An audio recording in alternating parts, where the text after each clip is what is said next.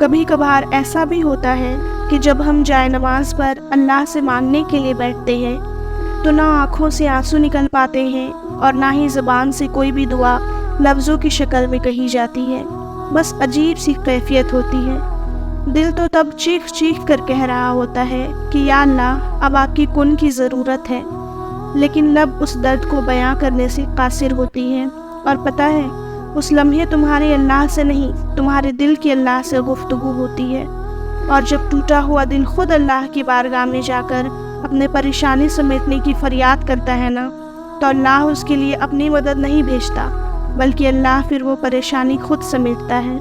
اللہ تب وسیلے نہیں بناتا اس کے لیے، بلکہ اللہ خود اس کا وسیلہ بن جاتا ہے۔ تمہاری یہ خاموشی اللہ کے یہاں بہت زور کا شور مچا دیتی ہے، اتنا زور کا آسمانی خلق اس چپ کی آواز سے چونک اٹھتی ہے، اور پھر وہ ساری خلق اللہ سے تمہارے حق میں دعا کرتی ہے اور فریاد کرتی ہے کہ یا اللہ یہ جو درد سے تڑپ رہا ہے اسے شفا عطا کر،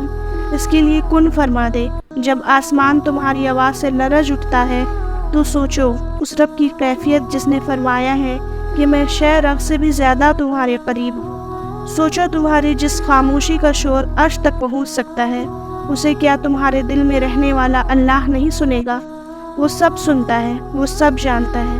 تب بھی جب تم کہتے نہیں اور تب بھی جب تم کچھ کہنا چاہتے نہیں۔ وہ دھڑکن ہے اور وہ دھڑکنوں کی ہی سنتا ہے،